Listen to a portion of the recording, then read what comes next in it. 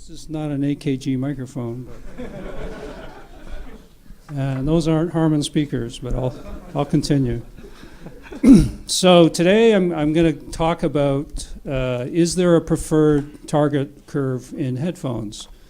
And this is a team effort, so I have a small team, myself, Todd Welty, and Omid Khansonapur. So this is all joint effort, and all of us contributed equally. So why do we want to study this topic? There always has to be a motivation or a research question that's not answered.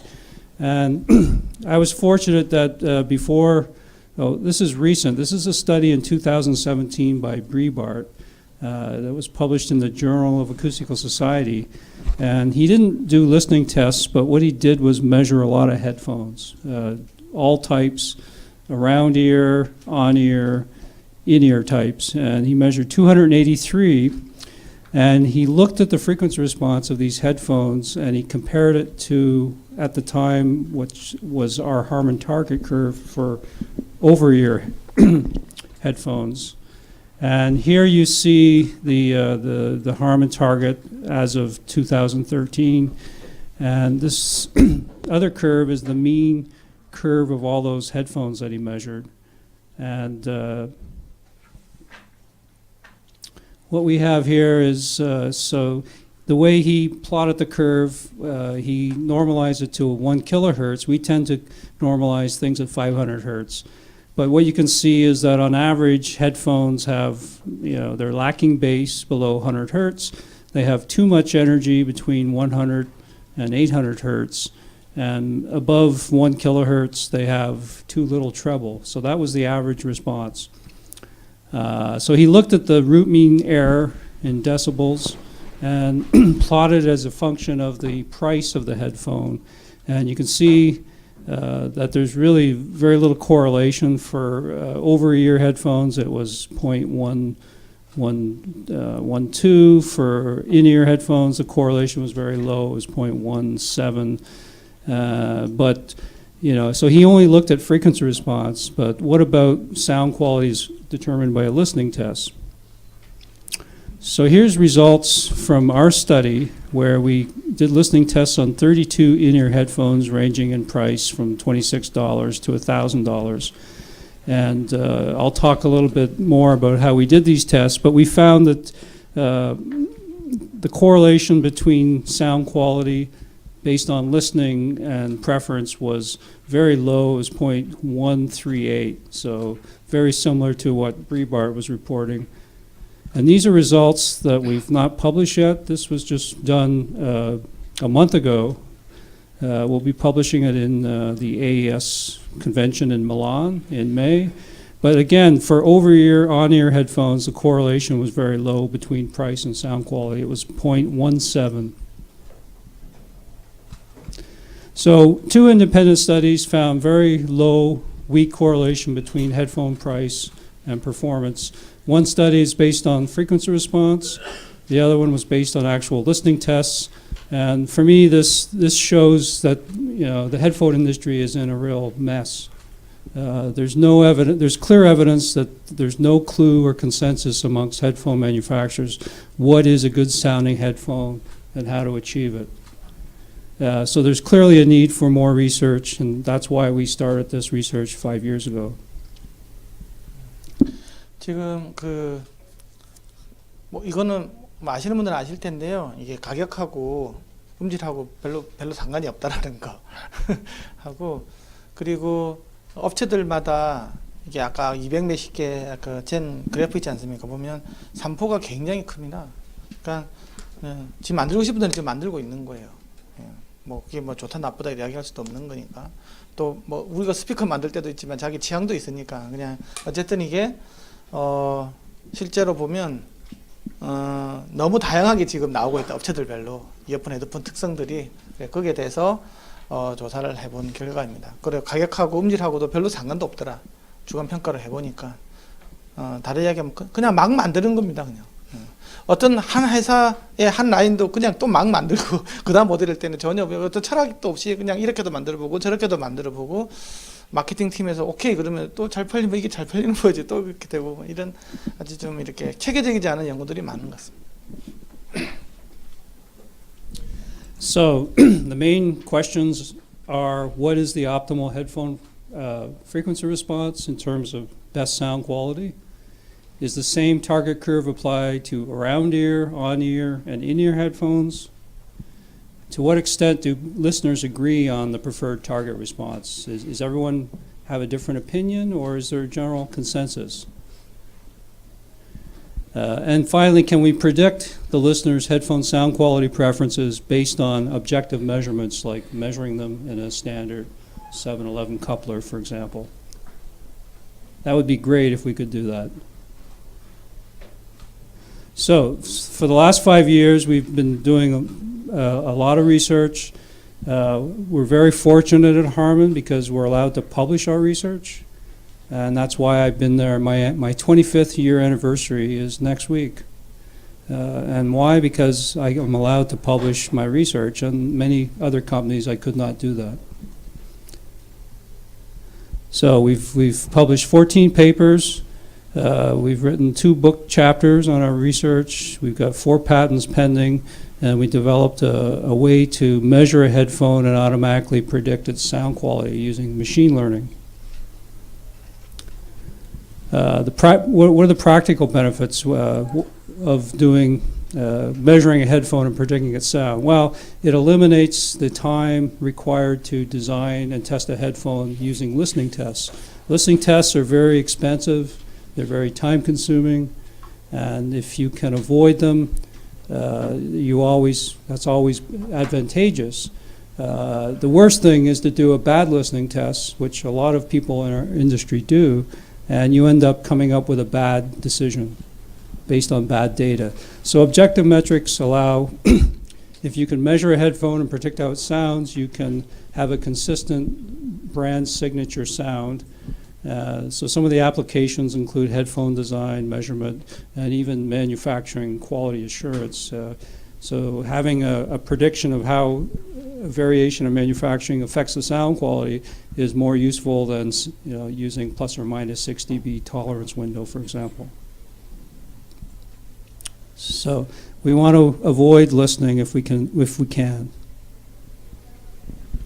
So over the last couple of years, we've tested over 100 different models. This is our in our lab. These aren't all the headphones, but we've certainly tested and listened to a lot of them. And you may recognize some of them.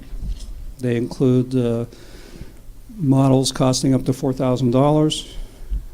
And we also have a similar wall for in-ear. This wall's less expensive because an in-ear headphone, the average price is much less. But we've tested about 60 different models. So the headphones we focus on are closed back and open back around ear headphones. They can be wireless or not and have active noise cancellation. We also have tested on-ear headphones, and we've tested a lot of in-ear headphones. We haven't tested earbuds because, to my knowledge, we don't make any. And they're kind of boring to measure because they don't sound very good as a rule. So the very first experiment we did was about 5 years ago, and 6 years ago, and the first question was, how do we do a listening test on a headphone? So it was sort of a exploratory mission, and could we take some trained listeners and get them see whether they agree on what sounds good. So these are the headphones we tested. We had an open back AKG, we had a closed back K550, we had a $1,000 Audis LCD2, which at the time was highly regarded in the audiophile press. It's a magnetic planar headphone, open back. We had the #1 selling headphone in this price category at the time, Beats by Dre Studio Edition. We had a Bose Quiet Comfort, which is a closed back ANC headphone. And then finally we had a popular headphone amongst millennials, which was a V-Moda Crossfade LP. So vary in price from $100, $115 up to $1,000. And the very first tests, we actually brought the listener in. the test administrator would hide the headphones behind the curtain, and then she would physically substitute the headphones. So the listener sat in front of a laptop or an iPad, and they would click A, and she would put on A, then they would click on B, she would take off A, put on B, click on C, then she'd go back to A. You'd have so it was very time-consuming, very terrible for the administrator. She hated this job. But the listener, the subject, came up with some numbers, and it turns out that that this was, we thought this was a blind test, but it wasn't really blind, because after a while the listener knew which headphone was the heaviest. The Odyssey weighs over 500 grams, and every time she put on that headphone, they would say, "Oh, that's the big heavy one." So I gave that a 5 last time. I'm going to give it a 5 this time. So it's a biased test. 그 헤드폰 테스트 할 때 브랜드하고 이런 게 보이면 안 되니까, 이제 스피커 같은 경우는 어떻게 하냐 그러면 그냥 선 쳐가지고 리모컨 누르면 뒤가 확 이래 가지고 오고 막 이렇게 하면 되는데, 이 헤드폰은 머리에 씌워야 되기 때문에 뒤에 이제 그 노예 같은 사람이 한 명이 1번 누르면 1번 가져가서 씌워주고, 2번 가져가면 노예가 또 씌워주고, 이렇게 이제 해야 된다는 거죠. 근데 어쨌든 이제 그 테스트하는 사람은 그게 어느 회사 제품인지 모르기 때문에 그렇게 해가지고 이제 테스트할 수밖에 없었던 거예요. 처음에는 이렇게 했다라는 거죠. 예. 그런데 뭐 그게 A하고 B하고 C하고 있는데 LCD2 무게가 많이 차이 나지 않습니까? 그러면 바보가 아니 다 아는 거지 이제. 하지만 어쨌든 이런 식으로 해서 초기에는 이제 더블 블라인드 테스트를 니도 모르고 비하하는 사람이 절적해서 모르는 상태에서 이렇게 하는 테스트를 했다는 겁니다. So these are the mean preference ratings for each of the headphones. So this, I think this was the Odyssey, AKG 705, 701. I think this is Bose. This was AKG 550, Beats, and V-Moda. And this is the response of the headphone measured in a Grass 711 ear simulator. This is what the listeners perceive as the spectral balance. We train our listeners to judge the spectral balance. So if they think it's flat and neutral, they draw a flat line. This headphone, they said it had not enough bass.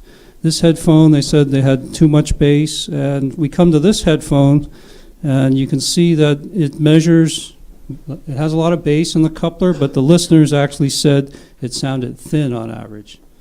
So, and then we had Beats, which has too much bass and very colored, and the V-Moda is, forget it. It's terrible.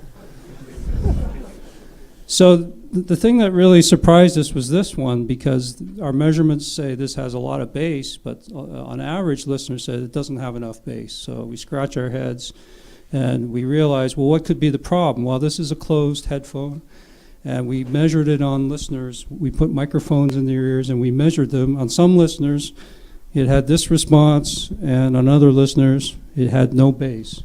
So we have a leakage problem, and it's really not a good design headphone because mechanically it doesn't fit very well. You have to have a very big head to get a good seal. So our first lesson was that leakage is really important.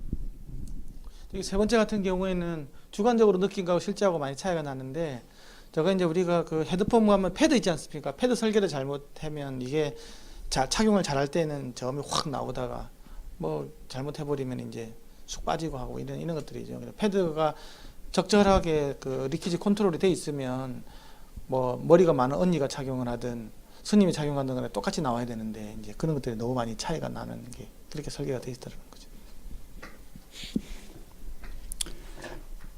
So this is the first thing we thought was, well, let's look at our Grass 45CA with a standard pinna. And we found that it doesn't look like a typical ear. It's very stiff. It sticks out. So if you had ears like that, you'd probably go have surgery. And this is a picture showing, you have a large gap. And if you put a headphone, you can see there's clearly leakage. So this is not a very typical ear or pinna.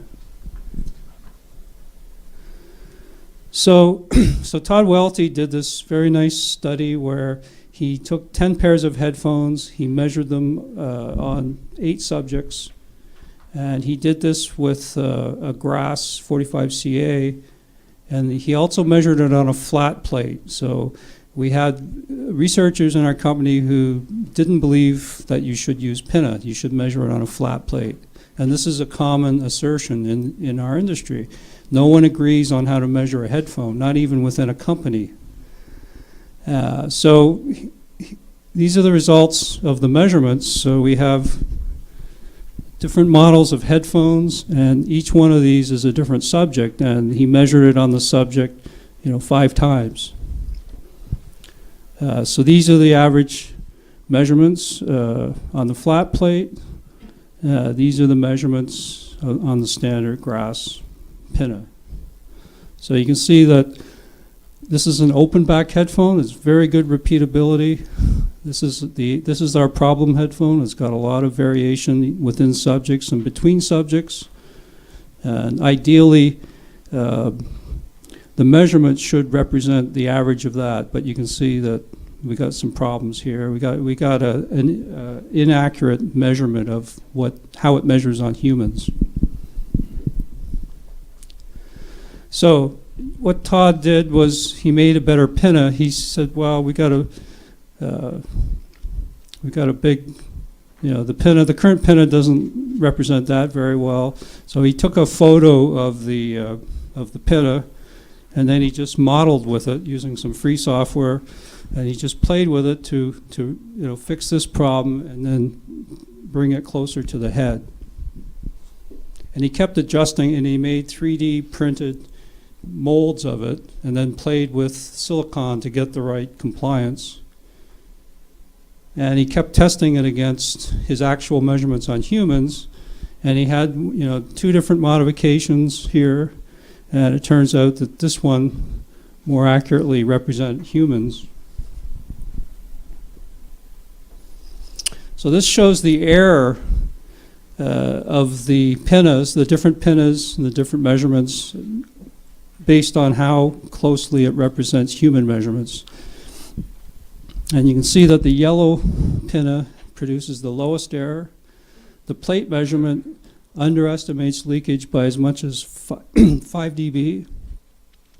And these other pinna, this is the pinna, I believe, from the Grass, the standard pinna. This overestimates leakage, and this modification did a slightly better job. So we have a way to quantify how good the pinna is based on how well it matches human measurements. So since this paper was written, fortunately, Grass has released a new pinna that more accurately measures leakage effects of humans. It's based on a large study. It has no protrusion, so it no longer sticks out. That was originally designed to put a hearing aid, so you could do measurements on hearing aids. And it's also much softer, so you can touch it and it actually moves. So we have a better pinna now, but the question is, are we better to measure the headphone on a Grass 45CA, or should we actually measure it on a head? Because a lot of large headphones don't seal very well at the back, and that's not well represented when you measure it on a standard Grass 45CA. So there needs to be more research.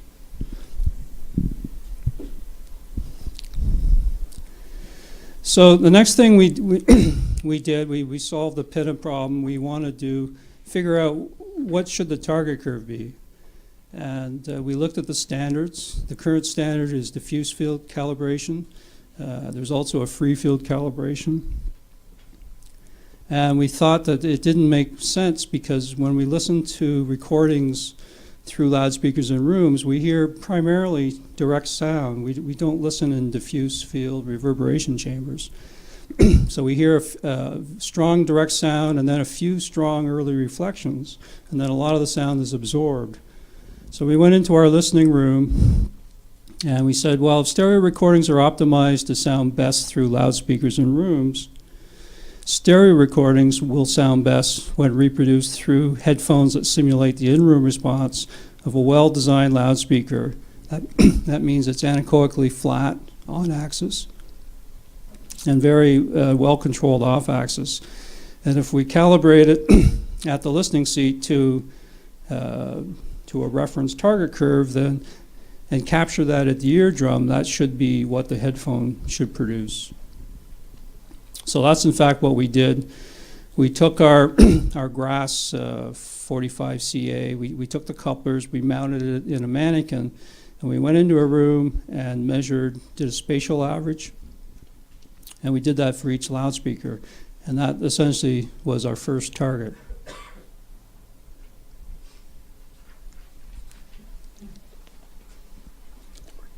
So the next thing we did was a listening test. We took two headphones, and we had listeners compare the headphone equalize to different targets. So we had the original headphone with no EQ. Then we took a diffuse field target based on the work of Harman and Mueller, a variation of that based on the work of Mueller, that's called DFM. We then did a modified diffuse calibration based on the work of Gaetan Lorho. So he was a researcher at Nokia who, as part of his PhD, did a study where he had people adjust the 3K peak. And what he found was that people turned it down to about 3 dB. So they're taking 6 to 8 dB of 3K out of the headphone and making it much duller. Now this was a headphone that was flat in the bass, so my theory is that people were compensating for the lack of bass by bringing down the mid-range. So we included that in the test as well. We included a free field, and then we had our Harman target based on measurements in the room, and we had two different versions of it. The first one, second one actually had less bass and less treble, so it was a little more, we thought, neutral sounding based on our measurement. So we compared both of those. 아까 previous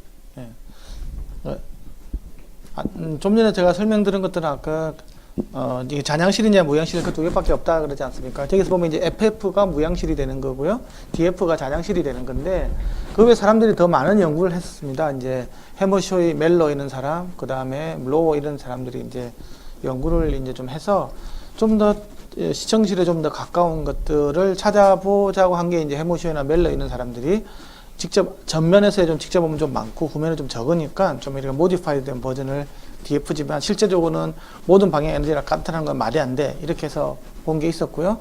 그러니까 로우라는 사람은 좀 그게 좀 또 심리적인 부분도 있을 수도 있다라는 거죠. 심리적인 부분도 3kg가 정말 저렇게 많이 진짜 솟아야 되나? 거기에 대해서 이제 EQ를 가지고 조절해보고 막 이런 결과도 있고요. 하만도 또 나름대로 이제 또 그 JBL 프로 PSR 라우드 스피커를 자기네들이 갖고 있는 그 표준 청실에다가 넣어놓고 나서 이제 실제로 측정을 해봐가지고 그 시청실 응답하고 각게 나오는 소리가 아마 좋은 이어폰 헤드폰일 거야 해가지고 첫 번째로 한 게 타겟 1이었고 두 번째는 그렇게 하다 보니까 이제 저음 응답하고 고음 응답이 어느 정도 나오니까 그보다 조금 더 줄인 버전이 어떨까라고 해서 나온 게 타겟 2까지 이렇게 해서 이제 한 하나 둘 셋 넷 다섯 여섯 일곱 개 정도 이제 이렇게 이제 한번 많은 사람들을 데리고 뭐 헤드폰에 대해서 실험을 해보게 됐습니다.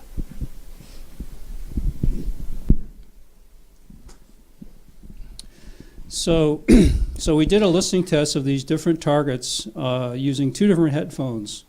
So the first headphone was a open back, over the ear, relatively inexpensive Sennheiser HD518, and then we also had our audiophile, highly regarded $1,000 headphone, the Audis LCD2. So we wanted to know whether these targets varied depending on the headphone. And we also included the Audis because it did very well in a test. It was highly regarded. We wondered whether it was the target or can we improve upon it. So it was rated by trained listeners based on preference using 3 different programs with 1 repeat. And yeah. So here's the results of the tests conducted on the Sennheiser headphone. And you can see that this is the Harman target number 1. This is the one that has a little more bass and treble, but it was strongly preferred over the diffuse field targets by Mueller and Hammershoy. It was strongly preferred over the modified diffuse by Lorho. It was strongly preferred over the headphone with no EQ, and the least preferred was the free field target curve. So in the next test, we included both targets, and this target that had less bass and treble was strongly preferred over the first target. And again, both Harman targets were preferred over diffuse field, no EQ, the diffuse field by Mueller, and the free field. So more or less consistent results. You can see that the DSLCD2 can be improved significantly by equalizing it to the Harman target. 그 굉장히 비싼 왜곡이 적은, 그러니까 이게 이렇게 비싼 헤드폰을 쓴 이유가 이거 자체가 이제 비선형 왜곡이 없다라는 가정을 하는 거죠. 왜냐 그러면 그 우리가 EQ를 건다라는 말은 비선형 성분은 보상이 안 되고 선형 성분만 이제 주파수 특성만 바꿔주는 거기 때문에 그게 어떤 THD라든지 NCD로 쟀을 때 이런 왜곡들이 있으면 안 되겠죠. 그래서 그거 재고 적다고 생각하는 비싼 모델 2개를 가지고 이제 EQ를 걸어서 어느 타겟 그래프로 해주니까 사람들이 제일 좋아하는지 해보니까 역시나 하만이 최고 좋고 FF가 무향실에서는 좋고 이게 좀 더 별로 선호도가 낮더라 하는 거예요. 헤드폰에 따라 약간 다른데 어쨌든 그 가운데도 이제 DF인데 DF도 여러 조금 순서는 약간 바뀔 수 있지만 전체적인 경향이 하만이 제일 좋더라. 무향실은 최고 나쁘더라는 겁니다. 오케이? So just a reminder, this is the current standard for headphones. So the standard can be improved.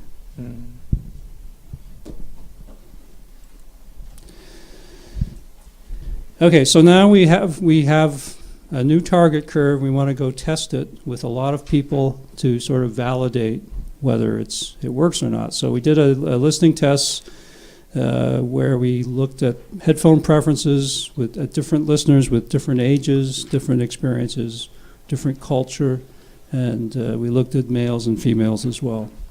그러면 어떤 타겟 커브가 좋은 걸 알았는데 이 좋은 게 이 타겟 커브가 모든 연령대라든지 그 다음에 어떤 모든 국적, 모든 성별에 대해서 진짜 똑같이 맞아 들어가는지를 봤습니다.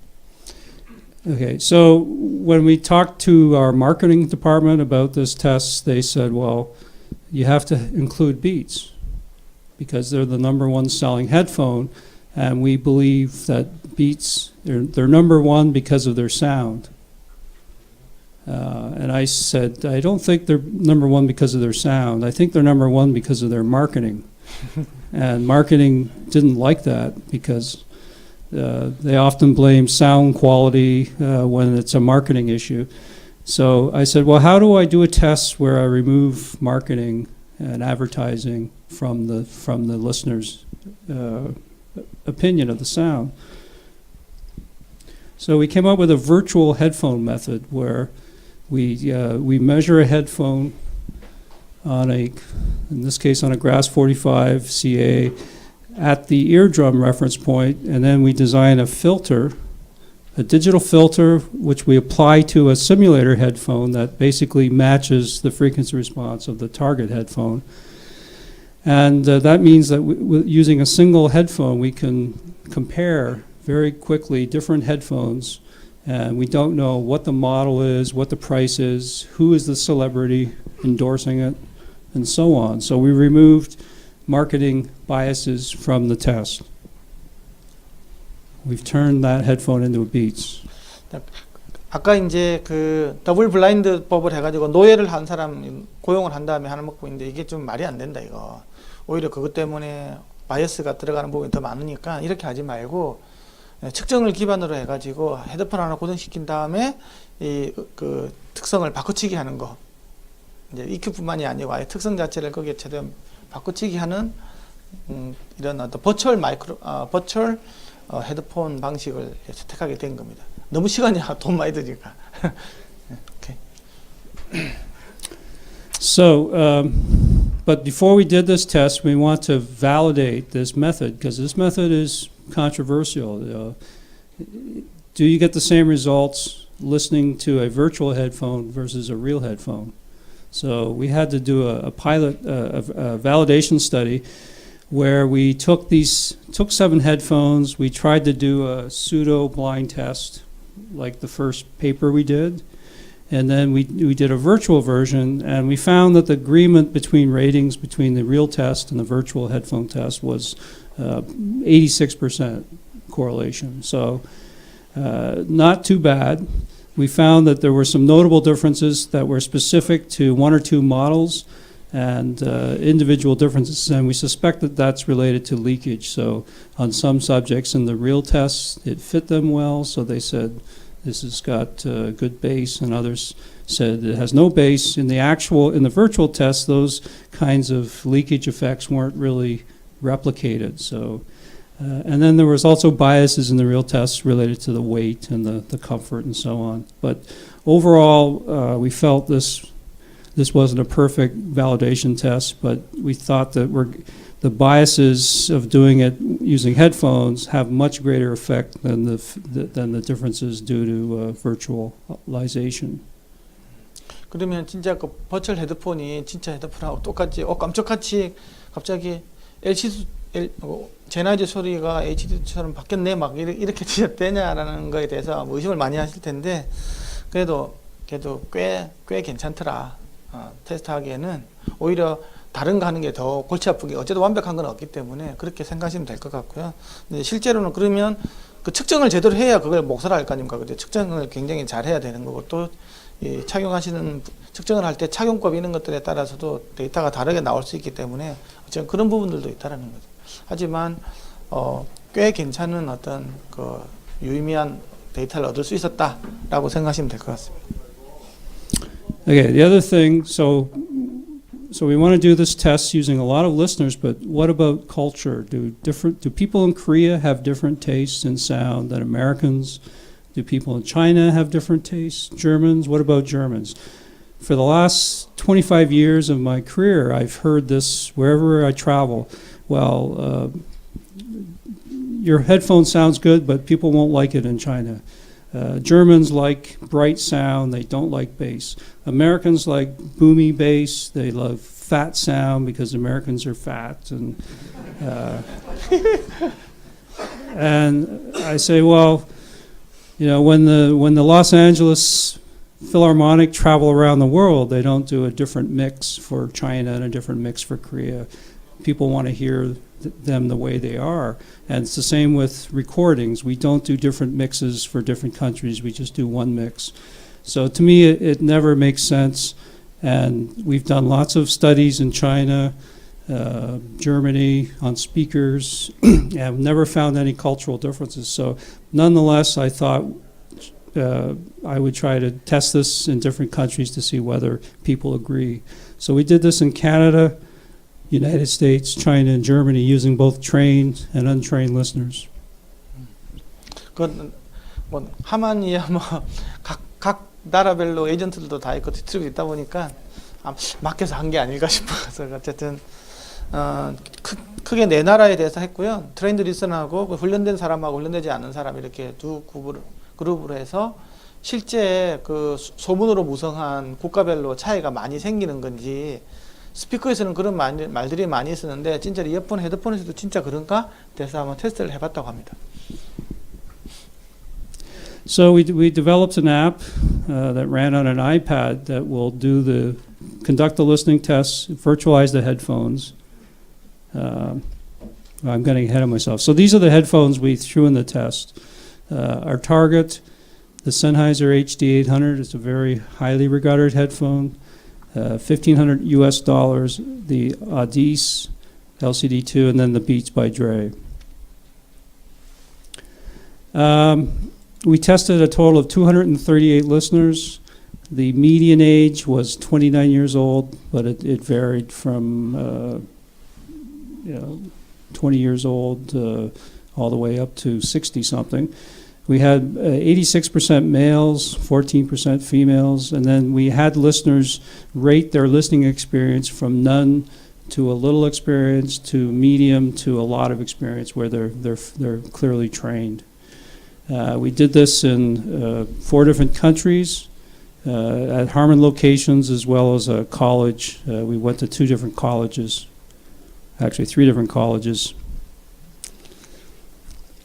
We selected 3 programs. We had a hip-hop tune with male, female vocal. Steely Dan, this is male vocal with lots of drums, guitars. And then Jennifer Warnes, which is female vocal. And again, all of these tracks have a lot of full spectrum, bass, treble, everything in between. So any differences in the timbre of the headphones will be revealed by these programs.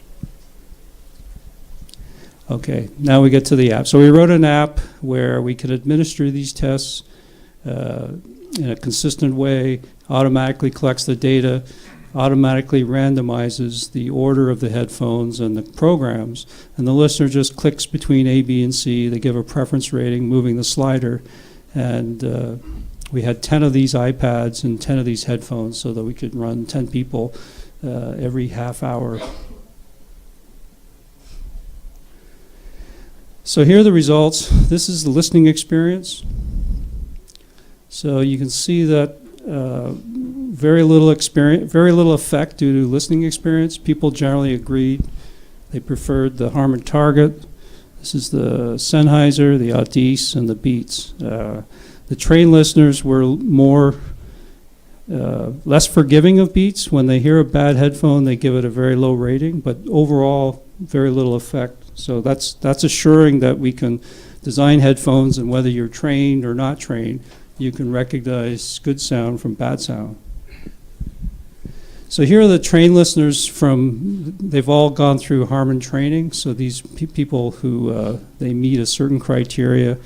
And we often argue amongst our locations who are the best listeners. And again, this tells us that if you're trained, you tend to agree. The data is very nice and consistent.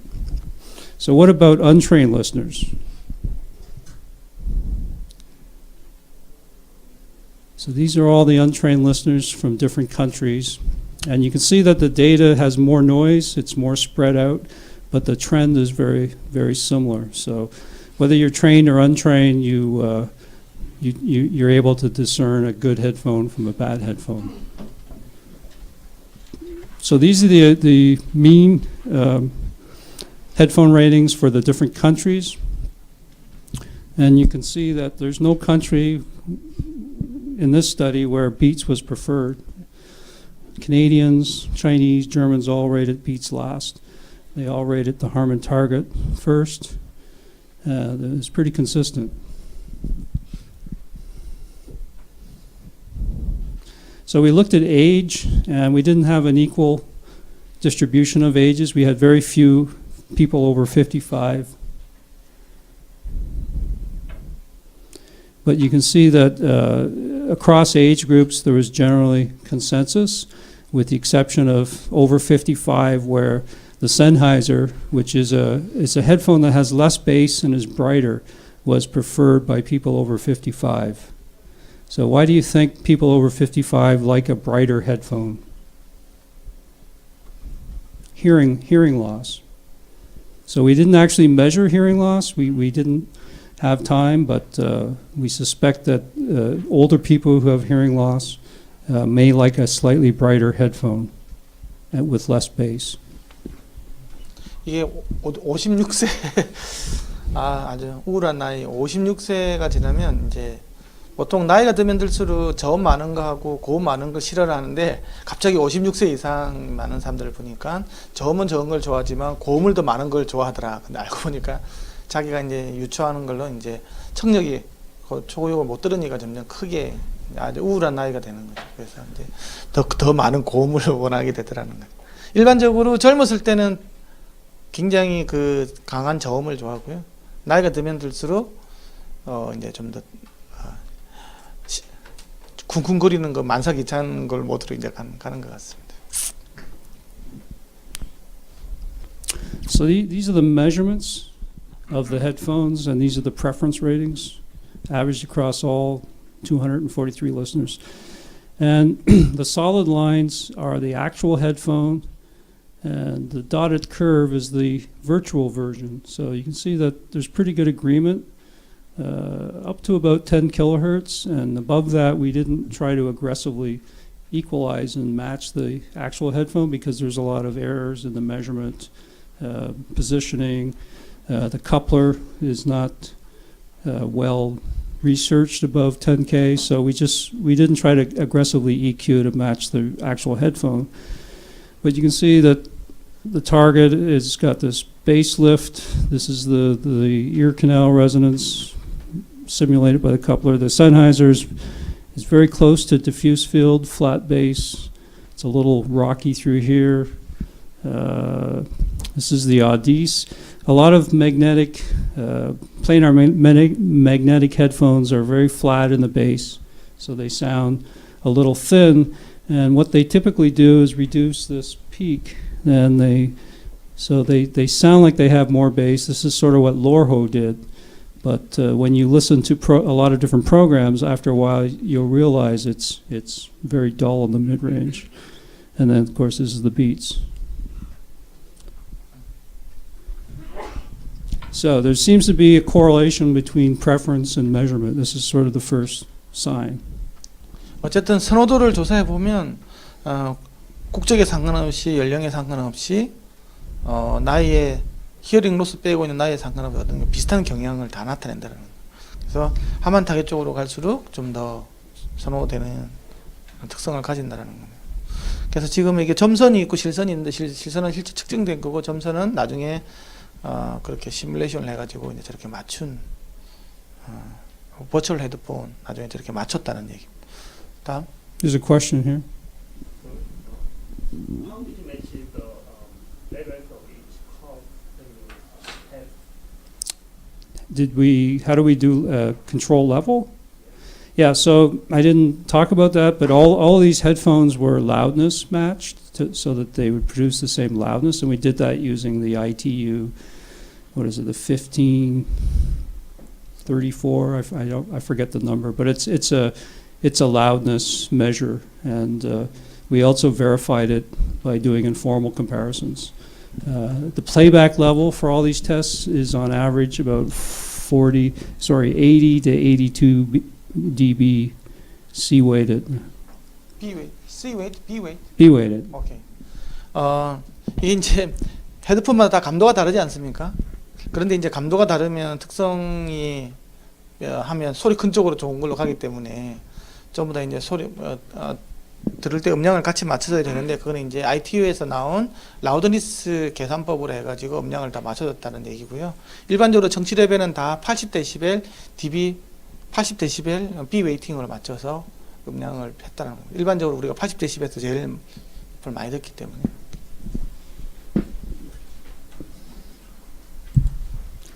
So the next study we did, we have this target curve that seems to be well accepted, but what if you gave them a bass knob and a treble knob and said adjust this target to something you prefer with different music programs, would they leave it alone or would they turn up the bass or turn it down? Same with the treble. So that was the question we addressed in this study.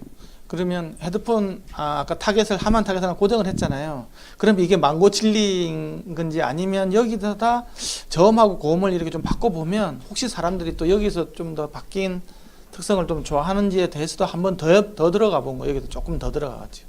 그리고 이게 또 음악에 따라서도 혹시 바뀌지 않을까? 이런 생각도 한번 해보게 된 거죠.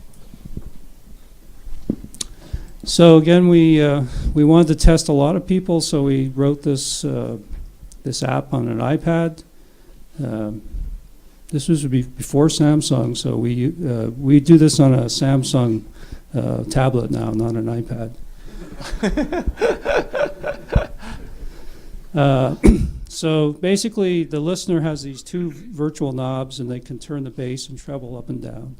And we use the Sennheiser headphone, because it's very open and we've measured it on a lot of people and it's very consistent. So there's no leakage effects and you get a very similar response across subjects.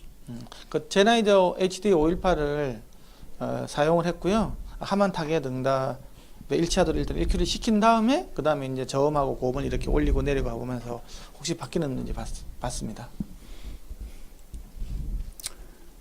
So yeah, so they could move these knobs, these virtual knobs, bass and treble, and they could move them over the bass. They could adjust over a 20 dB range in quarter dB increments, and the treble they could adjust over a 15 dB range in quarter dB increments. So they did this experiment with 3 different music programs, and they repeated it 5 times for each program, so 15 trials, so that we can then get a measure of the average and the standard deviation. And of course, we always randomize the starting level of these knobs, and we also randomize the program. 음악은 3가지로 해서요, 총 5번 반복을 했고요. 저음과 고음의 초기 값이지 않습니까? 그걸 갖다가 프로그램을 이용해서 막 무작위로 설정을 해서 계속 맞춰보도록 했고요. 음악 순수도 무작위로 설정을 하고 0.25dB 단계로 조절을 가능하도록 했습니다. Okay, so we tested 249 listeners in the same countries. Average age. Average age was about 32 years old, or the median age. And again, we looked at listening experience from no experience to a lot of experience. So if you average all the results together, on average, people adjusted the bass 6.44, 6.5 dB approximately. And they turned the treble down 1.41 dB from the flat position. So in our previous target, people, the bass was set at about 4 dB. We found that on average, people liked a little bit more bass, and the treble was, more or less the same as the previous target test. 그래가지고 해보니까 그거보다 저음을 좀 더 많은 걸 원하고 고음은 그거보다 조금 줄인 걸 좀 더 선호하더라는 걸 알게 됐습니다. Okay, so we found that the adjustments depended on the music program, and that's not surprising because there's no standardization in the recording industry in taste and also how they choose and calibrate their monitors. So you can see that Kanye West Estelle, they turned the bass up 6.5 dB. Jennifer Warnes has a lot of bass in the music already, so people turned it down 5.8 dB, and when they heard Steely Dan, which has very tight bass, you can turn it up and it's not offensive, so they turn it up a bit. So it's very clear that your adjustment will vary from program to program. 이게 이제 뭐냐고 하면 음악에 따라서 있잖아요. 음악이 어떻게 녹음되어 있느냐에 따라서 좋아하는 선호도가 다 바뀌어버린다는 얘기입니다. 이게 3가지가. 근데 이제 이게 왜냐 그러면 녹음된 음악의 음질하고 주파수 밸런스가 뭐 다 다르게 돼 있고요. 이게 이런 일이 왜 생기냐고 하면 서클 오브 컨퓨전이라는 게 이제 이게 그 플로이드 툴 named a circle of confusion. This one? A circle of confusion. Circle of confusion. Oh yeah, circle of confusion. Yeah. It's named by Floyd Tool. circle confusion is that the recordings are made through speakers and they make adjustments, and then when you take the recordings and test speakers and headphones, you don't know, is that an accurate recording? Because the monitors and the calibration in the recording studio was never, it's not standardized. So there's always this confusion: is my headphone bassy, or is the program got too much bass? And until you standardize the playback system from recording to consumer, there's always going to be confusion. 예. 그래서 이게 적어도 우리가 하이파이용 스피커는 아니지만 녹음용 모니터 스피커 같은 경우는 어느 정도 표준이 돼 있어야 되거든요. 이제 그게 이제 성능 표준이 굉장히 잘 안 돼 있다 보니까 녹음된 상태가 음악 장르별로 너무 많이 차이가 나는 거예요. 그러다 보니까 음악에 따라서 이렇게 제가 자기가 좋아하는 저음 레벨이 많이 달라진다는 거죠. 이게 바로 서클 오브 컨퓨전인데, 서클 오브 컨퓨전이 뭐냐 그러면 스피커가 더러우니까 녹음된 음이 아주 개판인 거죠. 모니터 스피커가 개판이기 때문에 그걸 듣고 모니터링을 해서 음악을 만드는 그 음악이 더럽고, 음악이 더러우니까 또 게다 보니까 또 스피커가 더러워지고, 이 계속 이 혼돈의 고리 속으로 되는 거예요. 그래서 적어도 모니터 스피커는 굉장히 정직하게 내줄 수 있는 것들은 어느 정도 표준적인 특성을 가져줘야 이제 뭐든 이제 녹음이 잘 되고, 녹음이 잘 돼야 또 사람들이 좋은 스피커를 사게 되고 하는 이런 것들이 이제 선순환이 만들어지는데 이게 되는 겁니다. 음악이 더러우면 좋은 스피커, 나쁜 스피커 구분을 못 하게 되고, 그러면 더러운 스피커가 잘 팔리다 보면 또 그걸 가지고 또 녹음을 하게 되고, 모니터 하게 되고, 그걸 녹음을 하게 되고, 계속 악순환이 반복이 되는 거죠. 그게 이제 혼돈의 고리란 서클 오브 컨퓨전 뜻입니다. Okay, so we also found that males preferred more bass and more treble than females. Now, we only had 27 females in the study, and we had 222 males, so I don't want to jump to conclusions that women have better hearing and better taste than men. It may be true, but I would like to do a better study. But it was interesting that on average, the women in this study liked less bass and less treble. 그 여자는 남자보다 저음하고 고음이 좀 더 작은 걸 좋아한다고 돼 있고요. 아무래도 여성들이 그 소리를 듣는 감도가 좀 더 좋아서 그러지 않을까. 청감이 더 우수해서, 종자가 우수하다라는 거죠. 그러니까 남자애들은 좀 무식하니 잘 감도가 떨어지니까 약을 팍팍 쳐야 된다는 그 이야기인 것 같습니다. 근데 이거는 아직 뭐 보편적인 결론은 아니고 추가 연구를 더 해봐야 하는 것 같습니다. We also found that the more listening experience you have, if you're critically trained or you have a lot of experience, you tend to like less bass and less treble than someone who's totally naive and never had any training. 경험치가 많으면 많을수록 저음을 좀 더 적게 듣고 고음도 좀 더 적게. 아까 이야기했지만 좀 더 경험치가 적은 사람일수록 좀 더 과한 저음과 좀 더 과한 고음을 일반적으로 더 선호를 하는 겁니다. 뭔가 확실히 해야 되는, 어쨌든지 구분을 못하기 때문에 소리를 뭔가 뭐 확 바뀌어야 이렇게 좋아하는 것 같습니다. 아까 냉면 이야기랑 비슷한 것 같습니다. 오케이. Okay, if we look at age group, we found that younger people like more bass and more treble, and as you get older, you like to turn the bass down, turn the treble down, until you get to age 56 or over, and then suddenly you turn the bass down a lot, and you start cranking the treble up. So what is this related to, do you think? 예, 25살 이하 같은 경우에는 저음은 7dB 부스트 시키고 고음은 마이너스 1dB 줄이는 걸 좋아하고, 이제 30대가 되면 이제 1dB 정도 더 적은 걸 좋아하고, 고음은 또 1dB 정도 거기보다 더 추가적으로 적은 걸 좋아하고, 또 40대가 되면 또 더 추가적으로 고음하고 저음이 더 적은 걸 좋아하게 되죠.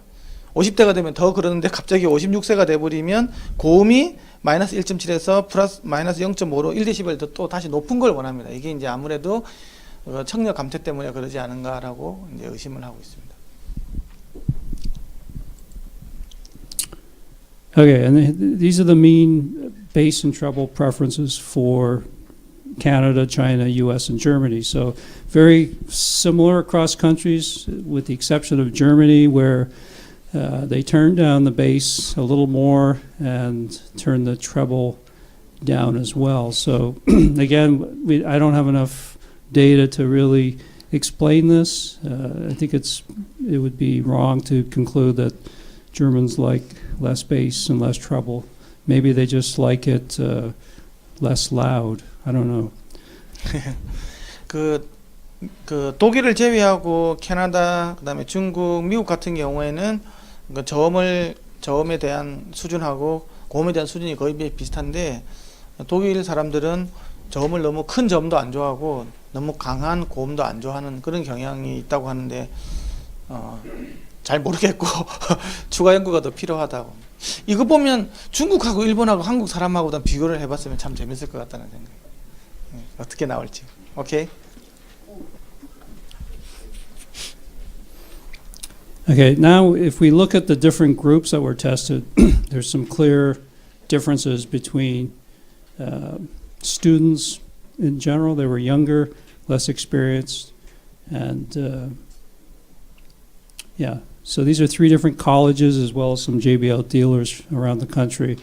And then if you look at the trained listeners, you can see that they like less bass and less treble. So, so there may be justification for tuning the headphones slightly different depending on the demographic you're looking for. So, but so if it's a younger teenage demographic, early college, maybe you want a little more bass, but it's important. It's not 10 dB more bass or 6 dB more bass or even 4 dB. It's on average about 2 dB. So it's doesn't mean you can go crazy and just have 20 dB bass. No, it's not many people are going to like it. So it's a moderate amount of more bass and treble. 두 그룹으로 나눠 봤는데요. 이제 왼쪽 같은 경우에는 하만 이제 청취자들 이렇게 좀 잘 듣는 사람들이겠죠. 그리고 오른쪽 같은 경우에는 대학 학생들, 그 다음에 JBL 딜러들하고 이렇게 봤는데 대학 학생들하고 JBL 딜러들 같은 경우에는 저음과 고음이 좀 많은 걸 선호하고 전문적으로 이제 듣는 하만 리스너 같은 경우에는 그렇게 많은 것보다는 좀 양호한, 좀 평탄한 특성을 평탄하다 그래야 되지 어쨌든 좀 적은 양에 더 좋아한다고 되어 있습니다. Okay, so just to conclude this study, the first graph is the average preferred bass and treble level. If we compare it to a study that we did earlier in 2013, which was mostly a much smaller group, it was like 10, 11 subjects. We had younger people on average. We found that the bass creeped up another 2 dB and that the treble also creeped up. But interesting, we did a similar study with a loudspeaker in a room. We calibrated the speaker and people could adjust the treble and bass. We found that this study closely matched what we measured for the preferred bass and treble of a speaker in a room. So the data would seem to suggest that people like a very similar target in their headphone as what we measure the preferred target of a speaker in a room, and that's, I think, a good thing. 이제 2013년도에 헤드폰 연구를 했고요. 2014년도에 스피커, 2015년도에 헤드폰 연구를 했는데 2015년도 헤드폰 연구한 거하고 2013년도에 헤드폰 연구한 걸 보니까 2015년도에 새로 해보니까 저음을 좀 더 2dB 정도 많은 걸 더 좋아하고 고음은 3dB 더 많은 걸 이제 더 좋아한다라는 걸 알게 됐습니다. 그래서 옛날 실험이 좀 잘못됐지 않았나. 왜냐 그러면 2013년도에 스피커를 가지고 해보니까 그것도 이제 유사하게 나왔기 때문에 그래서 2015년도 연구가 좀 더 많다. 그래서 이제 나중에 이제 하만 타겟 보면 저음을 좀 더 부스트 시킨 걸로 이제 더 선호하는 걸로 타겟 컵을 좀 바꾸게 되는 계기가 됐습니다.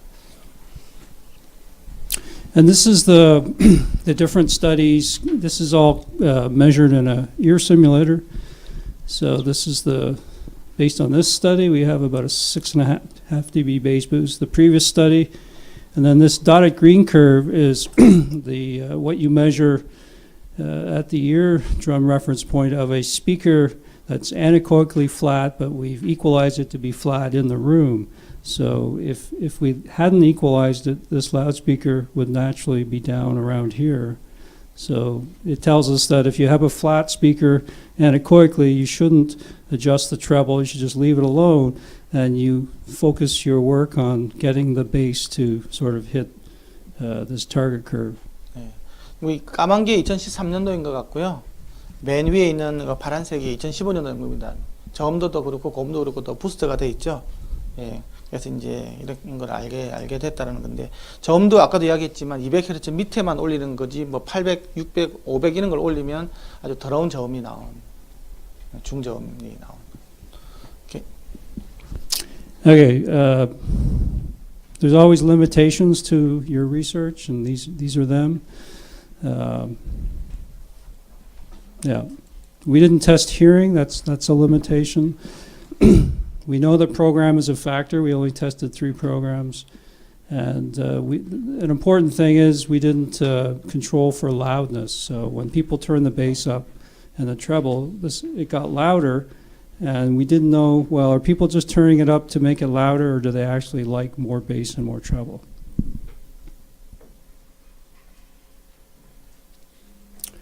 So, the perfect headphone target is a moving target because we found variations related to program material, the circle of confusion, individual tastes and the amount of bass and treble, which seems to relate to age, listening experience.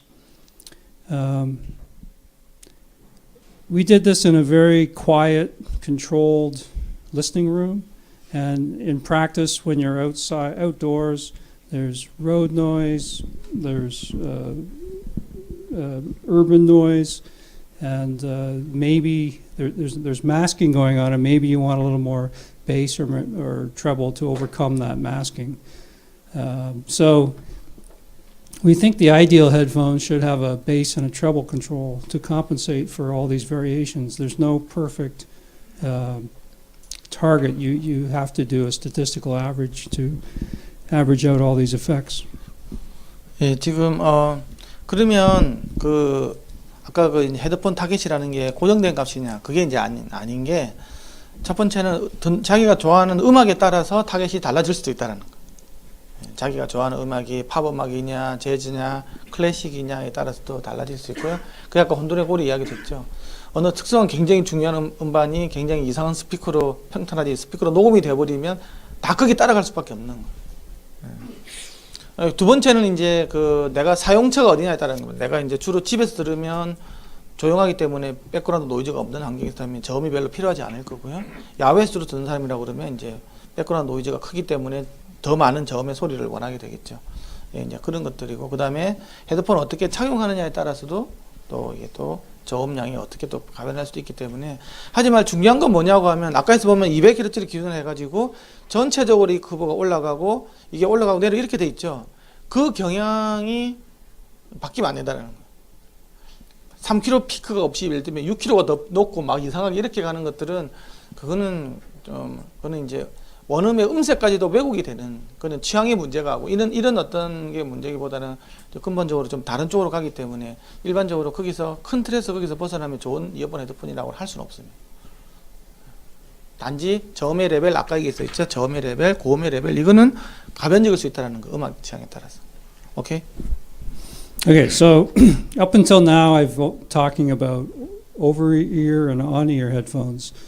The next study we did, we focused on in-ear headphones, and the question is, does the same target for over-the-ear? 이제 맨 마지막으로 본 거는 이어폰 타겟하고 큰 여기 덮는 이게 그 헤드폰 타겟이 정말 같을까라는 거. So to my knowledge, there's currently no standard that tells you what the in-ear headphone response should be.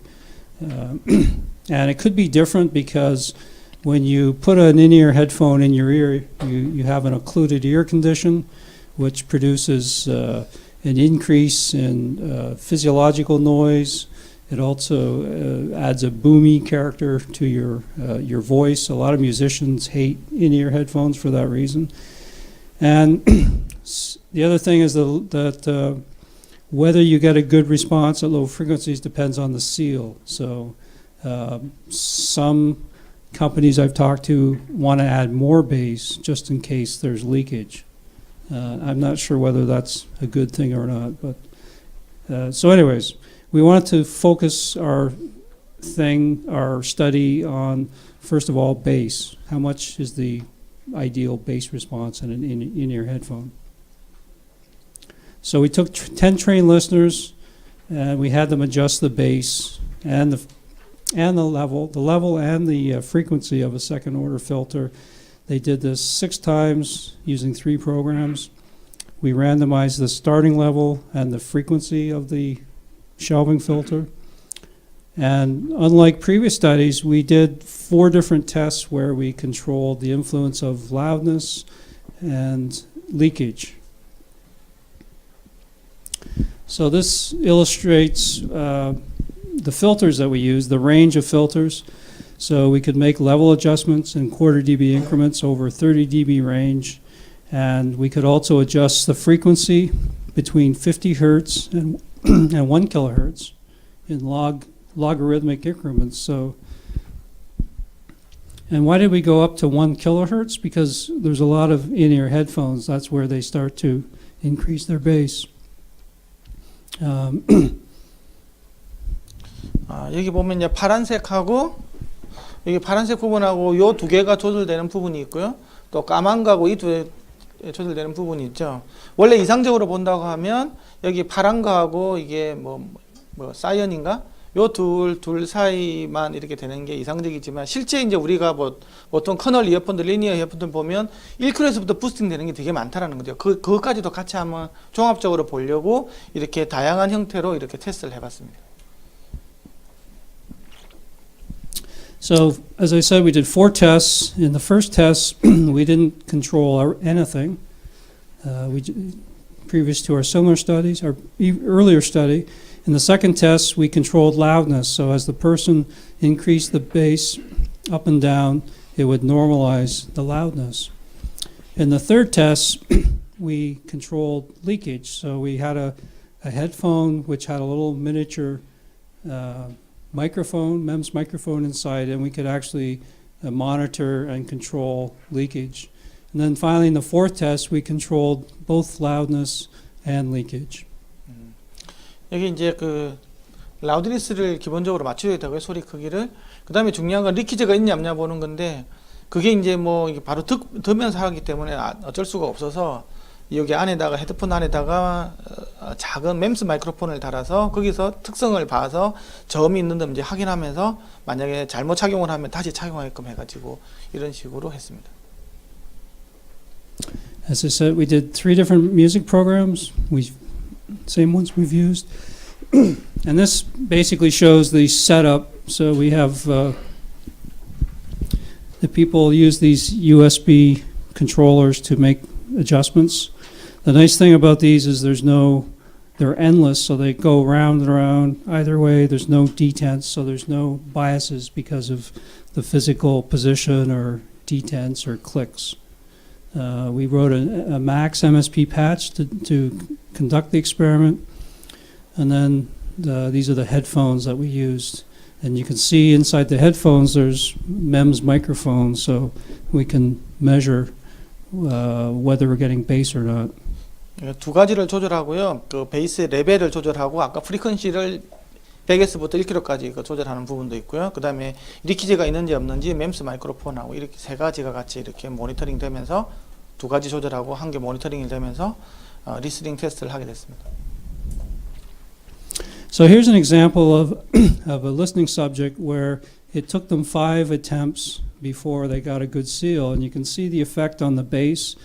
It's like a 30 dB effect. If they don't get a good seal, there's virtually no bass below 500 hertz. So by measuring this, we would tell the person to keep inserting it, do a measurement, and until we get, the black curve.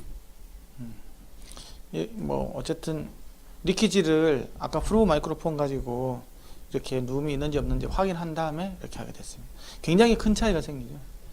실제로 특히 인이어 이어폰 같은 경우에는 자기 이어 팁이 자기랑 귀랑 맞지가 않으면 굉장히 큰 차이가 생깁니다. 근데 이제 사람들은 이제 그걸 착용이 이렇게 잘 안 되면 밸런스가 많이 깨졌다고 하는데 실제로 이거는 자기 이게 특히 귓구녕이 좀 특이하게 생긴 사람들이 좀 있거든요. 그 사람들 굉장히 좀 이어 팁을 잘 고르셔가지고 잘 맞지 않으면 좌우 밸런스가 굉장히 많이 하고 특히 저음에서 1kHz 이상에서 굉장히 큰 차이를 많이 나타냅니다. So here's the results. This is the mean preferred level of the bass for each of the 4 tests, and you can see that we got the lowest level in test 2 when we can control loudness, but we get very little effect in test 3 or 4. So overall, whether you control loudness, we were lucky, obviously, loudness and leakage control wasn't much of a factor in this test. So that we think the results are very unbiased by loudness and leakage because, and in this case, leakage wasn't really a factor. 이 테스트 할 때는 리키지를 제어하는 게 굉장히 중요합니다. Okay, but you can also see that the preferred level was about 10 dB of bass. Okay, so this next graph shows the same information where they're adjusting the frequency of the low frequency shelf. And you can see that the lowest frequency was when we controlled loudness, but not necessarily leakage. The median level was about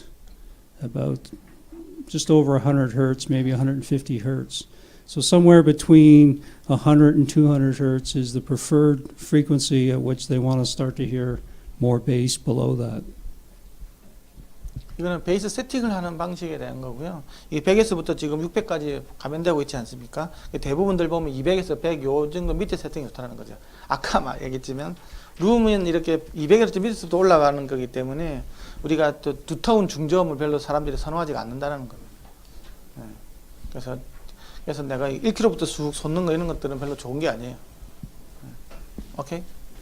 So these are the results for individual listeners. So the red crosses are the mean value, the line in the middle is the median, and the whiskers are the distribution of ratings. So overall, you can see most people, on average, chose 10 dB. Some people preferred a little less, some people prefer a little more, but on average, 10 dB. And these are the mean individual listener preferred frequencies, and by and large, the average was about 150, and there were a few people who liked it higher, but we didn't get much above 300 to 400 hertz. So 네, 많은 사람들 검토를 해보니까 인이어 타입이 그 기존의 하만 타겟보다 저음 같은 경우는 일반적으로 한 10dB 정도를 크는 걸 좋아하고요, 일반적으로. 그리고 차단 주파수는 아까 했지만 뭐 일부 이런 사람들이 좀 뭐 300까지 선호하는 사람들이 있지만 대부분들이 200에서 100Hz에서부터 이렇게 커지는 걸 좋아하더라는 거예요. 이해가시죠? 왜냐하면 우리가 학습적으로 집에서 듣는 소리가 룸 모드가 보통 200에서 100 사이에서 올라가기 때문에 그렇습니다. okay, so the blue curve is the target curve based on this study. So the bass has come up. It's about 4 dB higher than the preferred bass in an over-the-ear or around-ear headphone, and the treble is come down a little bit from the 2013 study. 여기 보면 이제 여기서 이만큼 더 인이어 타입 같은 경우에는 더 많은 이렇게 저음을 더 원하더라라는 겁니다. 그리고 고음은 2013년보다는 약간 좀 1dB 정도 줄어든 건데 어쨌든 이 부분보다는 실제로 이 부분들이 훨씬 더 중요한 시사점이 있다고 생각합니다. Okay, so this is this new target curve for in-ear, and we've plotted it in blue, and then we've plotted 15 commercial in-ear headphones, and you can see that there's not much agreement. A lot of these headphones, well, this one really sucks. This is, I think it was a $10. We bought it on Amazon. But we've bought $10 headphones on Amazon that are measure much better than that. But you can see that in general, the 200 hertz. A lot of headphones, they start rising at 1 kilohertz, and this makes all the vocals, a lot of instruments very muddy and boomy and congested, and so this is a problem area. People are more tolerant of bass boost here because it doesn't affect a lot of the fundamentals. But a lot of headphones have too much bass, and then above 1 kilohertz, a lot of them are either have too much treble mid-range or not enough. 지금 이거는 15개의 상용화되어 있는 대표적인 커널 이어폰을 가지고 측정을 해본 건데요. 이거 뭐 근본이 없다. 지 맛대로는 다 만든다라는 거고요. 가장 큰 특징은 이게 저음량이 굉장히 크게 설정되어 있다라는 거. 경향이 그렇죠. 그리고 1kHz부터 솟아서 저음이 굉장히 중저음이 굉장히 머디하게 진흙탕 소리가 들린다. 뭐 표현이 어쨌든 그러니까요. 그렇게 하고 요배는 그냥 근본이 없다.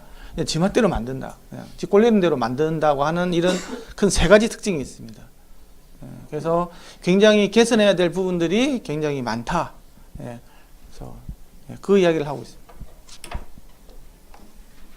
Okay, so you may ask, as Professor Lee did, why didn't you do a study where you adjust the treble? We actually did, because some of our colleagues asked the same question. So we did a study where we fixed this, and they could adjust the bass up and down, and then we fixed. We did a study where we looked at this, and we came up with a frequency, and then they could adjust both. And it turned out that they generally left that alone, and we got the same result here. So that final curve is the combination of this study and another study where they adjusted treble and bass. 제가 어제 물어본 게 저희 보니까 위에는 고정시켜 놓고 저음 레벨하고 저음의 주파수만 바꿨잖아요. 근데 왜 고음은 고정시켜 놓고 그건 안 했냐고 하니까 다음에 할게. 답이 그겁니다. 고음도 좀 바뀔 수가 IE 타입도 바뀔 수 있는데 일단 거기에 대한 실험을 좀 더 고음도 좀 더 이렇게 뭐 조절할 수 있는 부분들이 있는 것들은 다음에 기회가 되면 한다고 하십니다. Okay? Okay, so we have this target. Now we want to test it and validate it using a lot of commercial headphones, in-ear headphones. But we want to use this. How do you do that? It takes 10 minutes just to get the headphone in, get it inserted properly, no leakage. And if you want to test, 6 at a time, it's forget it. So we came up with a virtual method, and we had to first validate it. So we took some headphones, some in-ear headphones. We did 2 tests. We had this was like a modified mushra. So we had our target curve, our reference. We had an anchor, and then we had a variety of good and bad headphones. So again, we use a mushra style test, except the reference is hidden. There really is no reference. There's just a high anchor, and then we're using these headphones where we control leakage. This one is Mushra test? Mushra? It's like a modified mushra. Mushra, okay. Yeah. So here's an example of one of the headphones, headphone A. This was the highest rated target. It's not the Harman target. And we show the actual and the virtual frequency response.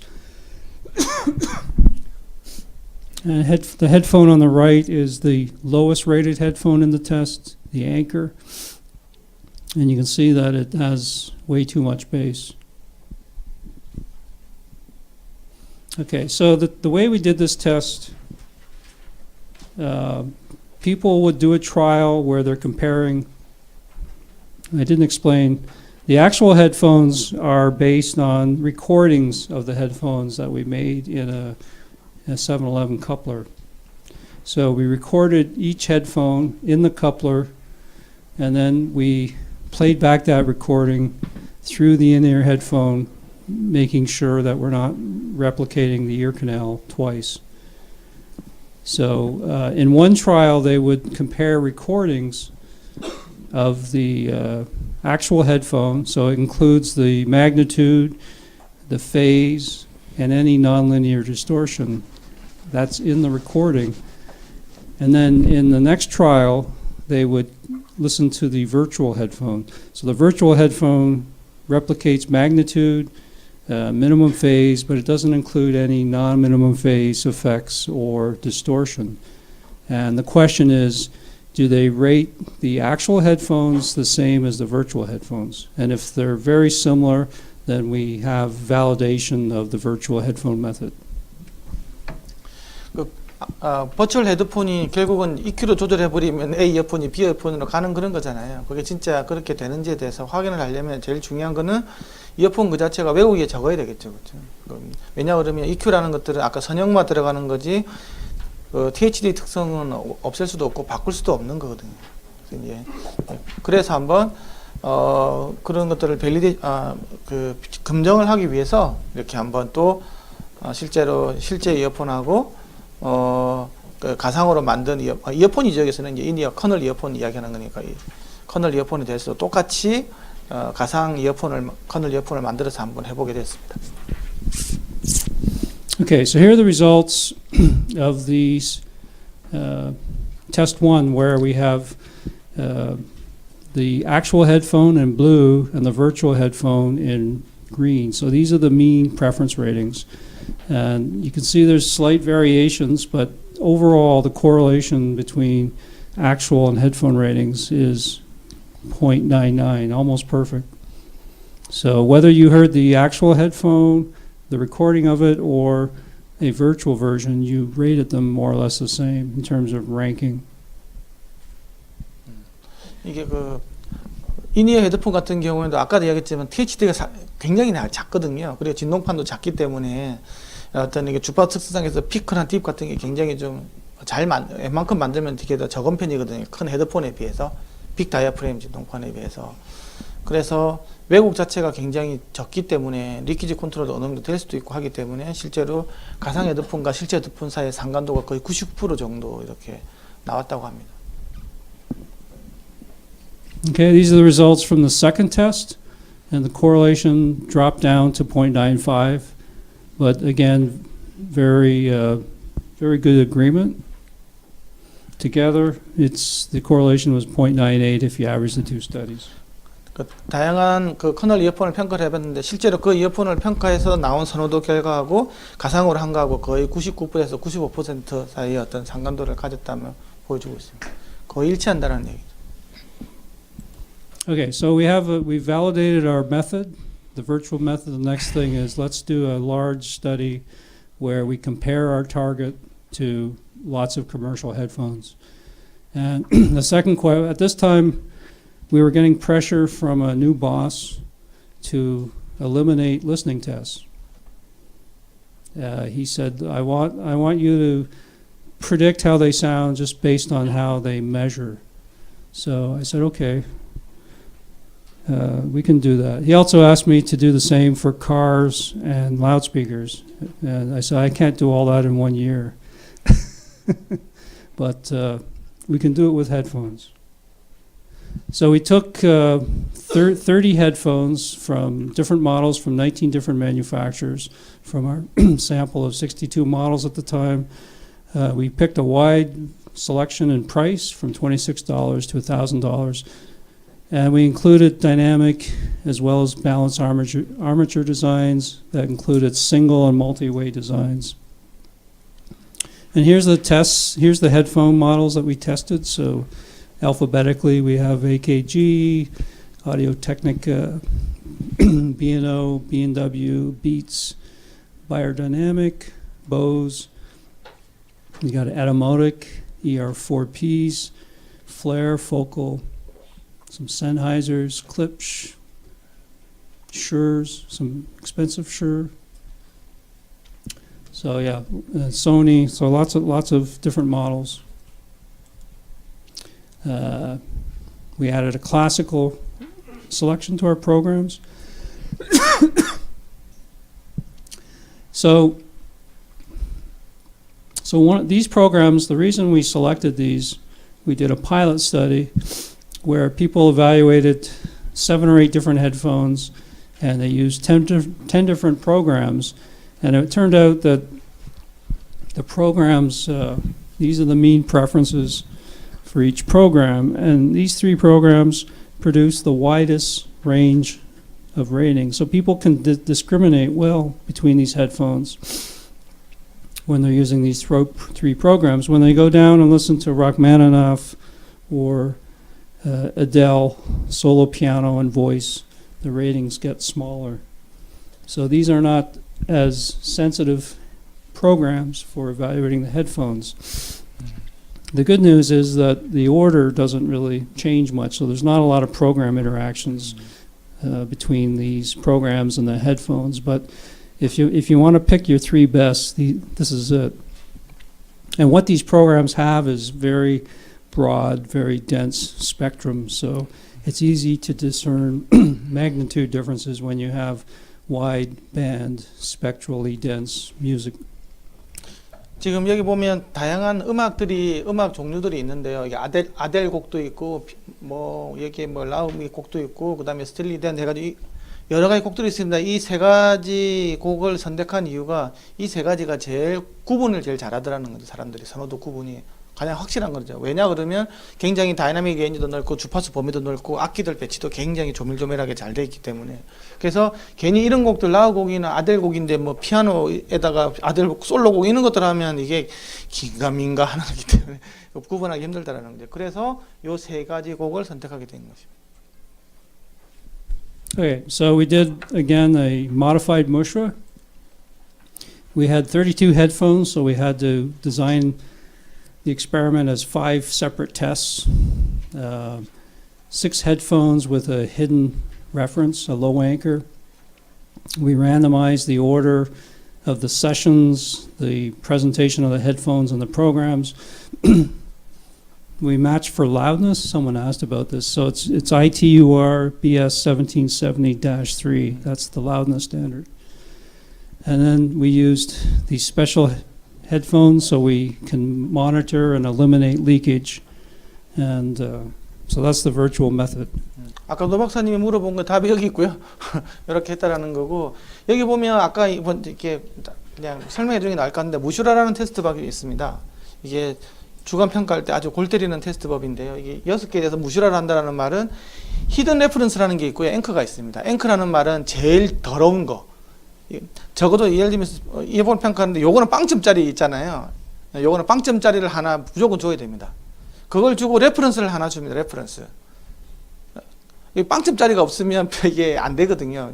제일 낮은 게 어느 정도 수준이 보여야 되기 때문에. 그래서 앵커라는 걸 항상 주고요. 그 다음에 제일 좋은 것도 주고, 그 다음에 점수를 매게 되어 있는데, 히든 레퍼런스라는 게 있는데, 이건 어떤 거냐고 하면, 내가 뭔가를 들려주고, 예를 들면, 이렇게 평가를 해보라는 겁니다. A 들려주고, B, C, D가 A에 비해서 얼마만큼 차이가 나는지 아니면, 하는데, A하고 똑같은 것들을 갖다 요 안에 섞어 놓습니다. B, C, D 안에. 그런데, 이게 예를 들면 B가 A하고 같은 건데 A하고 B를 비교했는데 B가 더 좋다 그러면 그 사람은 사기꾼인 거죠. 같은 거 두 개를 지금 이야기하는 차이가 있다고 하면, 그러면 그 사람들은 이제 신뢰도가 확 떨어지면서 그 사람은 제낍니다. 그런 식으로 하면 나중에 별로 건질 게 없는 굉장히 힘든 이 두 개가 같은 거라는 걸 구분도 못한, 같은 걸 구분 못한 사람들이 다른 걸 어떻게 구분할 수 있냐고 하는 겁니다. 근데 그거 쉽지 않습니다. 한 20명 테스트하면 우수수 떨어지다고 합니다. 한 명, 2명 남을 수도 있습니다.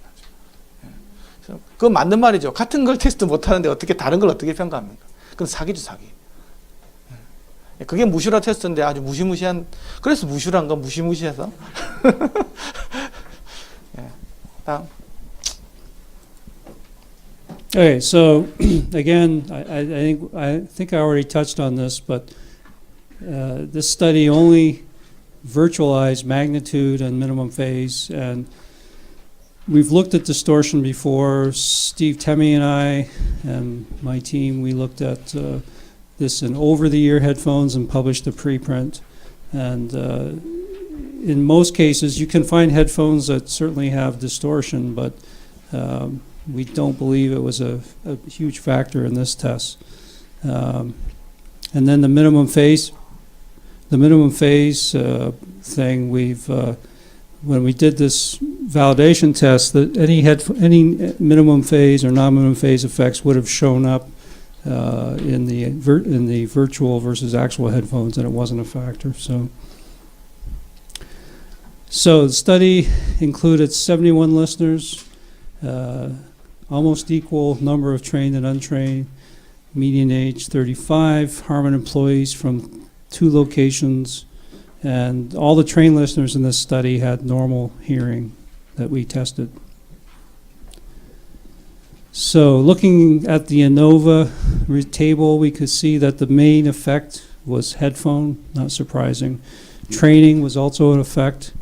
There's small interactions between headphone and training and program, but overall headphone training were the big variables. So here's the results for the first test, and target is the Harman target. All the other headphones I've not identified the brands, but clearly the target is preferred over all the choices. Second test, the target was preferred all the choices. The anchor kept in coming last, so we chose our anchor very well. Test 3, target. Test 4, target. Test 5. Test 5, we included a slightly modified target, target 2, but it was not sufficiently different that people could differentiate between it. So here's the differences related to training, and you can see that this is pretty consistent with any study I've ever done. Trained people tend to rate things lower overall. They use the lower part of the preference scale. And the effect is about 10.4 points on a 100-point scale. So here's the differences. You can see trained and untrained listeners in test 1, test 2, test 3, test 4, and test 5. So it's pretty linear. They simply scale their answers about 10 points higher. Okay, so both trained and untrained in every test chose the target as their preferred choice. Ranking was generally consistent across the groups, and trained listeners were generally more discriminating. So next we go to objective measurements. So all the in-ear headphones were tested in a Grass RA0045, shown on the right. Because it has a shaped nozzle, it's very easy to get a good seal. We tried to minimize, so that eliminated leakage, and then we tried to keep the insertion depth more or less constant so that the resonances at high frequencies weren't shifting up and down. And if you want to see measurements of all the headphones, they're in part 1 of the AAS paper. So now we move towards trying to get a model that will predict the preference rating. So our first approach was to take our target and then look at the response of the headphone and just look at the differences in magnitude response. So the red curve is the difference in magnitude between the headphone we tested and the target, which is black. And we only calculated it up to 10 kilohertz. 지금 아까 헤드폰 타깃이 까만색이고요. 실제로 재인 게 파란색인데 거기다 차이를 보여준 걸 갖다가 에러 리스폰스 커브라고 그래가지고 저기서 얼마만큼 목표 타깃에서 벗어난 정도를 보는 걸 에러 리스폰스 타깃 커브라고 해서 이렇게 한번 정의를 했습니다. 10km까지만 본 겁니다. So I just sort of plotted, the top scoring headphones in the top, the next, and the worst on the right, and this shows 5 top scoring headphones versus the target. This is the error, and these are headphones that didn't score as well in the middle, and then you can see the differences get larger, the errors get larger, and if you go to the lowest scoring headphones, they really deviate from the target. 여기 보면 맨 위에 보면요, 이게 프레퍼런스 레이팅이라고 그래가지고 선호도를 재보니까 선호도가 50에서 70점으로 높은 거, 두 번째는 선호도가 30에서 49점 정도 나온 거, 세 번째는 선호도가 가장 낮은 16점에서 29점 나온 걸 세 개를 보면요, 커널 이어폰 타겟에서부터 멀어지면 멀어질수록 점점 선호도가 계속 나빠지는 걸 알 수 있습니다. 차이가 심해지면 심해질수록 선호도가 낮은 그룹으로 들어가게 되어 있습니다. 그러니까 이어폰 하만 이어폰 타겟이 최고다 뭐 거기에 가까울수록 일반인들이 선호도가 높더라라는 해보니까 그렇다는데 우리가 할 말 없지 않습니까? 우리는 안 해봤기 때문에. 다음 next. So we have what looks like a good way to predict it based on those last plots. So I chose a multiple regression technique called PLS, and I developed some statistical metrics based on those deviations. And the reason I chose PLS is it's called partial least squares is because when you have a number of independent variables and they might be correlated with each other, this is an appropriate technique because it reduces it to a set of uncorrelated principal components. So I came up with three statistic metrics. One was called the absolute value of the slope of the error curve. So if you look at the error curve and calculate the slope of it, that's one metric. And it didn't seem to be important whether it was going up or down, so I just took the absolute value. The second metric is the mean error of the absolute deviations from 40 hertz to 10K. So I ignored everything below 40 hertz because it didn't seem to be important. And then the last metric is the standard deviation of the error from 20 hertz to 10K. Okay, so this is the first, the model, and you can see that this is the predicted versus actual ratings, and a perfect model would just hit that line, but there's obviously some errors. The average error was about 5.5 ratings, so on a 100-point scale, it's about 5.5%. The correlation between predicted and actual is 0.91, so 91% correlation. So just using three metrics, I can predict the results with correlation of 0.91. The problem with this model is that marketing did not like it because the Harman target only scored 70 in all these headphones, because people tend to use a compressed scale. They don't like to use 100 or 90. And the best headphone we can make is only going to score 70. That's not good for marketing. So I basically developed a marketing model that where everything gets transformed from 0 to 100. So it's a linear process, but you get the same predictions, but it just uses the entire scale. So the next thing I did was I wanted to validate this to make sure it wasn't overfitted. So I just basically, using two methods, did a validation. One where I apply the statistical model to each of the 5 tests and how well does it predict the rating. The second one is a cross-validation where I build new models, randomly selecting 6 to 10 headphones and repeat that 10 times and just see how much it varies. So you can see that depending on the method, the correlation never really goes below 0.89, and the error kind of hovers around 5.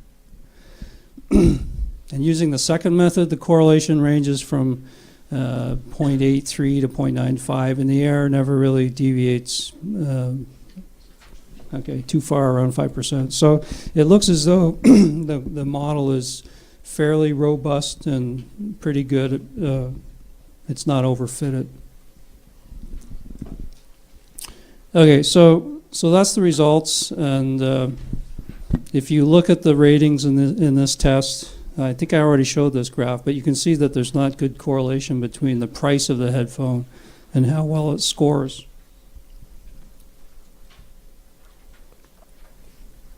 So there's clearly opportunity to make headphones sound better, and you can make it, you can charge a lot of money if it sounds really good, and you can justify it. But it's hard to justify charging someone $1,000 when it only scores 30%.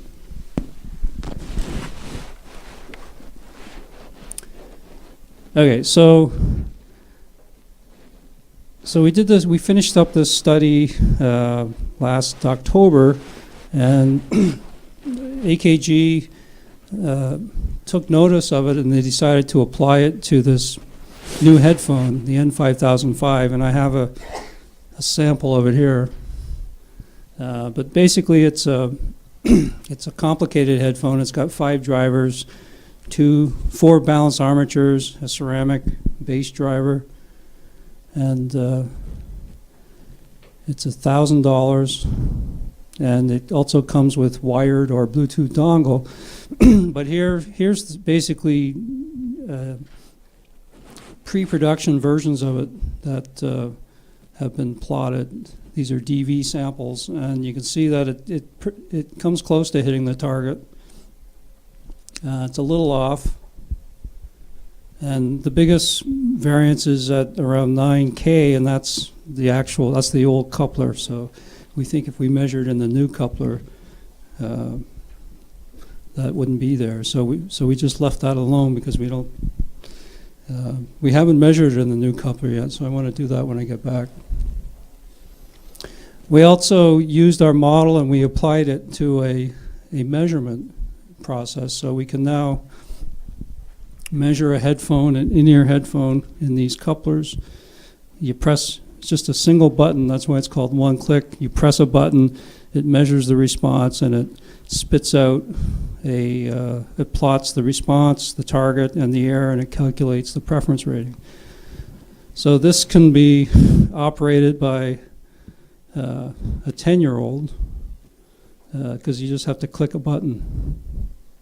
We're not suggesting that we hire 10-year-olds to test headphones, but it's very simple. Okay. So that's basically my talk. I just want to talk about what we've been working on the last few weeks. So we did a big study with in-ears. Now we've been working on a big study to validate the over-ear, on-ear target. So we just finished a big study where we tested 30 models, over 200 listeners. We did some pilot tests, and from those tests we modified this target slightly and validated and showed that we think it's better. And we're currently testing it against all these different brands. So we have some AKGs, we got some the Audio Quest, we have the Focal Utopia, which is $4,000, and lots of different models from JBL, Mr. Speaker, Oppo, Pioneer, Sennheiser, Shure, and Sony. And we're doing a similar Mushra test where the listeners go through 4 tests and they evaluate them with the hidden target, which is the Harman target, and then there's also an anchor. And the goal is to basically come up with a similar model based on a measurement, so we can just measure these headphones and predict how they sound. And we hope to present this in May at the next AES in Milan. Okay, so I'm going to, this is the circle of confusion that I explained earlier. And the major problem is is that the professional monitors aren't standardized, and when you play a recording made through a JBL Pro M2, in the case of Harman, if you play it through one of our Revels, there's a similarity between how it measures and how it sounds. So if we know that the recording was made on this and we play it back through this, it's going to sound good and accurate.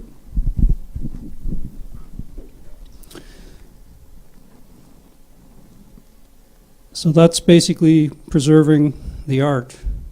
And now with headphones, because our headphone is based on a professional monitor, we know that if you make a recording through say an M2 and play back through a JBL Everest, it's going to sound accurate and neutral.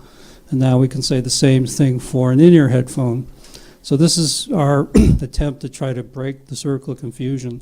And the only obstacle left is to get the recording industry and the consumer industry to sort of agree on what the target should be. 제가 아까 서클 오브 컴퓨전 이야기했는데 저 녹음실에서 쓰는 그 모니터용 스피커가 굉장히 특성이 우수하고 어떤 왜곡도 없고 그런 모니터 스피커로 녹음된 음악을 또 그렇게 또 우수한 스피커로 듣고 하면 이제 계속 또 선순환이 돼서 좋아지는데 모니터 스피커가 다 제각각이 돼버리고 되다 보면 녹음도 제각각이 돼버리다 보면 뭐 이제 아까 얘기했지만 악순환으로 계속 돌 수 있다라는 거죠. 그래서 음악 창작하는 사람부터 시작을 해서 믹싱하는 사람이 좋은 스피커로 들어야 된다라는 거죠. 좋은 스피커. 그 좋은 스피커는 또 뭐냐 그러면 이게 참 그 자기가 창작자이기 때문에 좀 그렇지만 적어도 원음을 손상시키지 않는 그런 스피커가 된다는 거예요. 그러면 색깔이 있는 스피커가 아니고 기본적으로 평탄하고 방사 특성도 굉장히 균일한 굉장히 좋은 스피커로 들어야 되는데 제가 녹음실에 이렇게 가가지고 모니터 스피커 본다고 하면 전혀 그런 상황이 아니라 특히 우리나라 같은 경우 이 스피커를 어떻게 사이즈를 눕히는 게 맞는 건지 높여야 되는 게 맞는 건지 틀어야 되는 게 맞는 건지 바로 봐야 되는 게 맞는 건지에 대해서 헷갈린 상황에서 막 녹음을 하면 나중에 이미지 못하게 다 깨지기 시작하는 거예요. 그걸 가지고 뭐 평가한다는 게 되게 어려운 거죠. 음질 평가를. Okay, thank you very much. 감사합니다.